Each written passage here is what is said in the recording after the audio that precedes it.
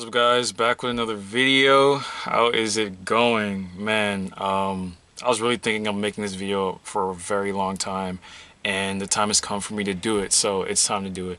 This one is on what is Stoicism, a philosophy that I really like and embody. In fact, I was embodying it before I really knew what it was, just because it felt so right. It felt so, man, if I'm able to endure hardship without allowing my emotions to fall too much into negativity, I'm gonna be a beast because I can really do what I want in this world, and accomplish my goals without having all this turmoil where emotions are taking over and holding me back. And unfortunately, a lot of people deal with this, right? Like emotions, negative emotions, stop them from moving forward in a way. And Stoicism is really a philosophy that'll allow you to just, okay, an event happens, that's fine, this is the way the world works. There's difficulty, there's order and chaos. Let me control what I can control. Yeah, starting off, Stoicism. This was a philosophy that was really created. It was really founded by some great thinkers like Marcus Aurelius and Seneca, and of living a very virtuous life, as in thinking of principles that you can live by no matter what, that you feel good about, and controlling what you can control. Because not everything, you can't control everything that happens. Why fixate yourself on things you can't control, right? What's the point of that? That's only going to bring you misery. And if you want to live a life of misery, maybe you're a sadist, that's fine. Maybe you like pain of some sorts, but I don't. I want to live a life of beauty, tranquility, and excitement and enjoyment. And adopting principles of Stoicism can really bring you a long way. So if we look at someone like Marcus Aurelius, who was a leader of the Roman Empire was huge. It was huge. So he led it with his brother, and he had all the luxuries he could ever ask for, right? He had all the money he could ever want, all the food he could ever want, all the women he could ever want, all the power he could ever want. People were at his mercy. Yet he never really fell into these temptations because he knew that they weren't really going to get him anywhere. What would get him places of him living a satisfying life were his ability to live by his virtues, right? His ability to live out what he believes in, so that he could really live a fulfilling life. If he fell into all this wealth, he would have felt empty. I don't know about you, but you don't rule a whole empire, right? Neither do I. So if he's able to still live by his virtues, even though he's the leader of this gigantic empire, you can do the exact same thing. But it comes from a sense of discipline. Because if you always let go of your standards and your principles, you will just be moved like the wind, whatever way people want to move you. But if you have structure in that you have things that you believe in and ways of conduct, you'll always have boundaries for yourself and be able to have that self-love, live a life that you genuinely enjoy, and not a life of victimhood where, oh, I was told to do this, oh, I was forced to do this. It's totally under your control. You're the one that chose to do it. You're the authority in the situation, but it seems as though other people are kind of dictate your life, which is not the case at all. And going back to focusing on the things you can control, when you have things that you can control them to the best of your ability. Do your best. Always do your best. And if you have some sort of uncertainty about something like, oh, I don't know how, I don't know how my life will look in 2 years from now. I don't know if this is the right career for me. I don't know if this is the right person for me. I don't know if I'm making enough money. If you have some sort of uncertainty, the ability to kind of look at it and say, okay, I have uncertainty. What's the worst case scenario in this? And then seeing that from a stoic point of view, worst case scenario, what is it? And in that worst case scenario, there's always somebody that probably has it worse than you. That's a huge mindset shift. Worst case scenario of a situation, there's still somebody out there that has it even worse than you, right?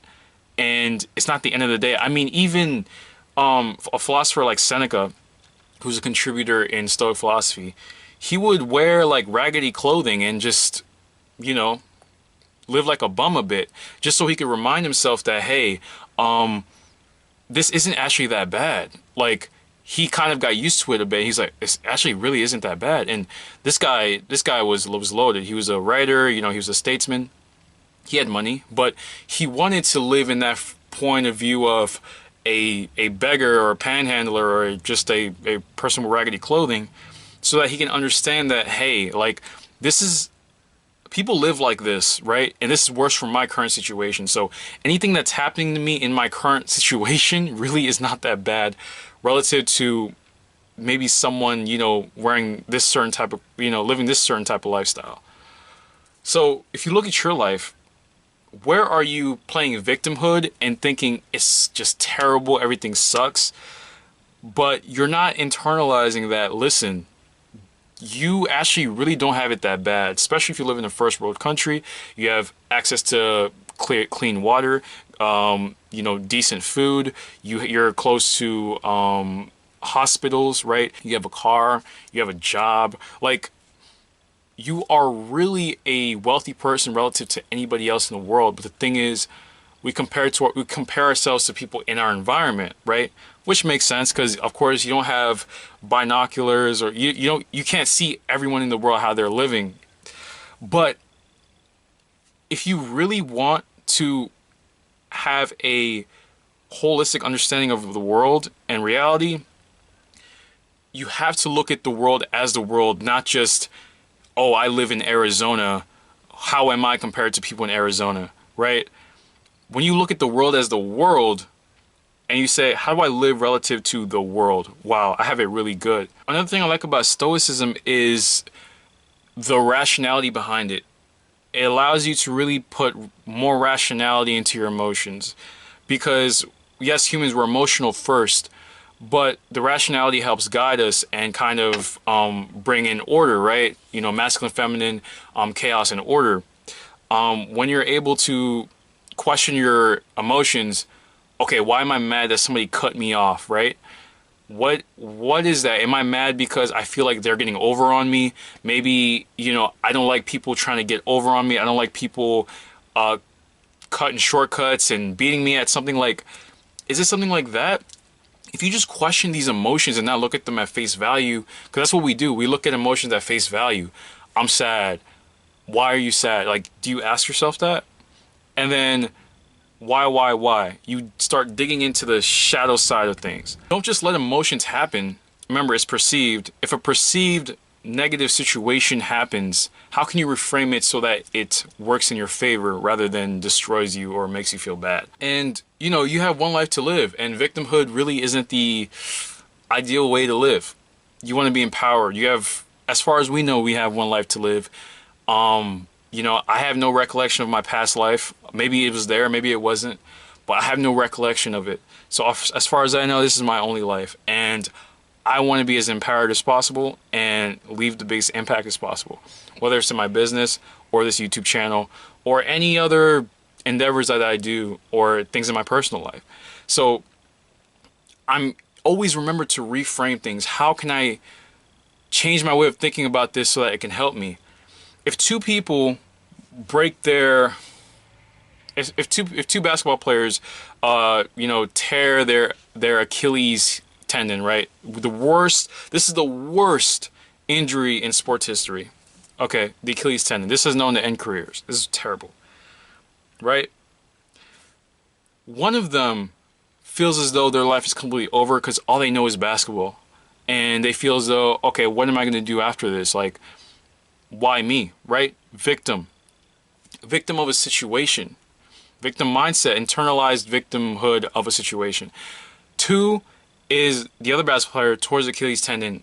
It sucks, right? But he says to himself, okay, what can I do to make my career continue as long as possible, and what can I learn from this, right? You know, maybe he'll feel down a bit, but he bounces right back. Hey, let me spend more time with my family.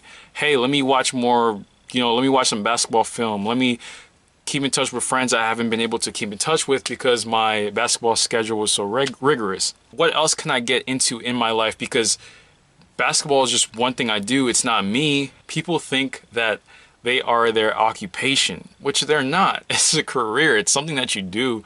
It's not you, right? It's not you. Stoicism is really a philosophy that you can embody to understand that the world is beautiful and ugly at the same time. But whatever your state of mind is what you'll see more of. So if you see the world as more beautiful, is what you'll see more of. If you see more chaos, if you think of more chaos, is what you'll see more of, as your reality reflects what you're thinking. And just because you're thinking positively doesn't mean chaos won't ensue, right? Of course chaos will come in, but because your mind is positive, you can reframe things, and you don't internalize certain things that occur. So if you want, if you want to learn more about Stoic philosophy, you should definitely check out Marcus Aurelius's diary called Meditations. I'm gonna check that out because that some of the quotes from that is really cool, and I like to see what he wrote centuries ago. Oh, and I also mentioned some one trap of Stoicism, and I would say that just because a situation occurs that's negative and you're able to reframe it or just move forward past it, does not mean that it might not affect you on a subconscious level. So it's always important to really do that deep inner work to kind of reveal how something made you feel at the time and resolve that, because it could always come out in very unconscious and negative ways. So that's a key thing to note. All right, guys, I hope you enjoyed this video. If you would like to have a one-on-one consultation with me, click the link below. It'll take you to this page. You can scroll, set the time, whatever time works for you, and I'd be glad to speak with you. Definitely looking forward to it. I just feel as though the value you get in these videos are amazing, and if I'm able to know about your personal issues and personal problems, I could really I could give you some solid advice and practical steps to kind of overcome difficulties in your life. So if you want to do that, just book a one-on-one call with me on the link below. Guys, I appreciate the support. Have a good one. Take care. Peace.